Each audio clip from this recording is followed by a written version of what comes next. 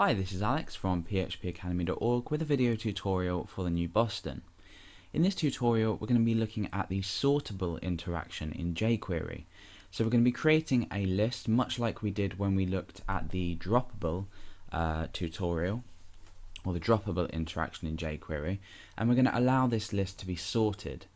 So we've included the jQuery UI library as well as the original jQuery library, and I also have a style sheet here because I'm going to be styling my list that I'm going to be creating in just a moment.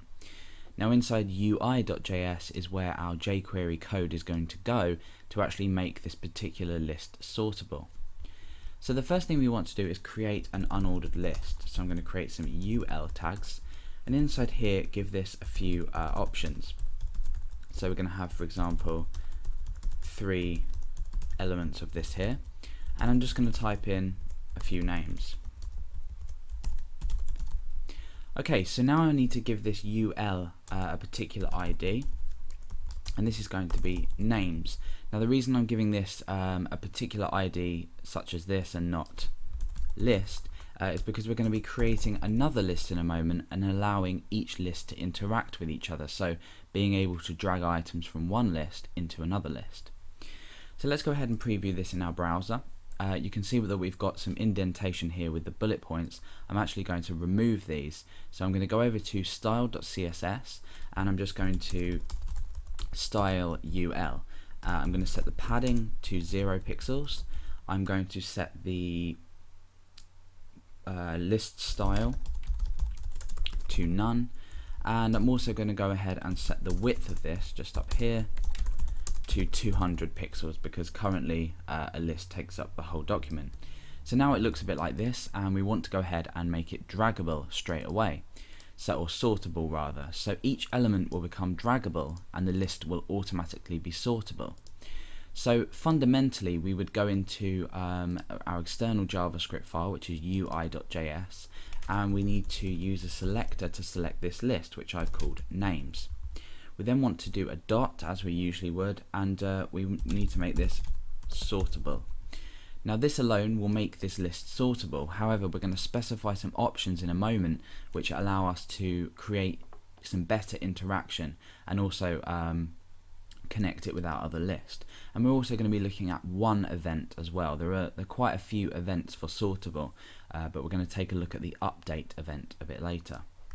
So now we have the list, it looks as normal, however we can actually now sort the elements inside the list. So just by appending on this sortable interaction, we are now are able to actually sort the list. So let's go ahead and create some curly brackets and start to look at some of the options available in the sortable interaction. Now containment is probably one of the most important. If, for example, you had one list and you wanted the containment to be just within that particular list, at the moment you can see I can drag elements across the rest of the page and we have no containment in place, or the default containment in place. So this is not really a problem, but you often don't want elements to be dragged away from this list. We want them to just be dragged up and down. So I'm going to go ahead and specify the containment option, and I'm going to make this equal to parent. And what this will do is it will only allow items to be sorted within this parent, which is UL. So let's go ahead and test this. You can see that I can't actually drag them away, and they are all aligned along the y-axis. So now that they're sorted, you can see that we've got this problem here of when I pull this up, it overlaps this and doesn't automatically sort the Billy name below Ashley. It can be a bit funny and not work very well in this case. So we have another option which makes selection or sortability a lot more natural, and this is the tolerance. So we specify the option tolerance, and the most natural is pointer, and what this will do is it will sort as soon as the pointer reaches the other element. So now you can see that as soon as this just about overlaps here, so as soon as my pointer reaches the other element, it will automatically go ahead and sort it. So it feels a lot more natural, and if you're trying this out for yourself, you'll probably agree.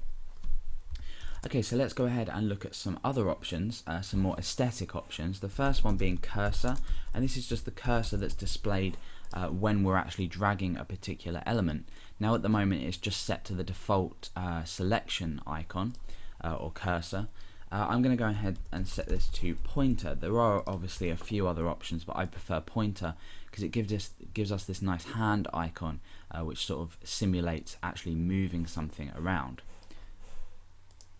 So now that we've created it to make it look a bit better, and we've added this pointer in, we may want the list elements to revert once we've actually dropped them. Now you can see at the moment if I don't quite drop this, it snaps back to its original position.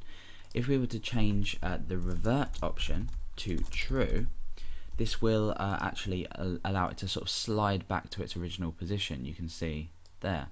Now this works as well if you were to have the containment set to say document, and if we were allowed to move these elements across the page, for example over here, you'll see it will revert back to its position. So it won't revert back to its original position, but it will revert back to the position associated with the drag and the sort.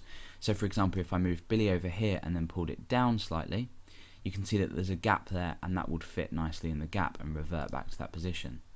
So revert works in that way, in the sense that it will revert it back to either its original position if it hasn't been moved, or the position that it's been moved to if it's not within that particular element or within the particular container.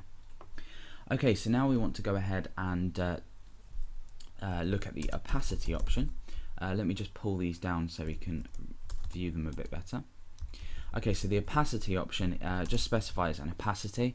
If you've seen the tutorial on dragging, you'll know that we can also specify an opacity with dragging, and I'm going to set this to 0.60, and that's at 60% opacity. So when I move it, you can see it's changed now to a 60% opacity.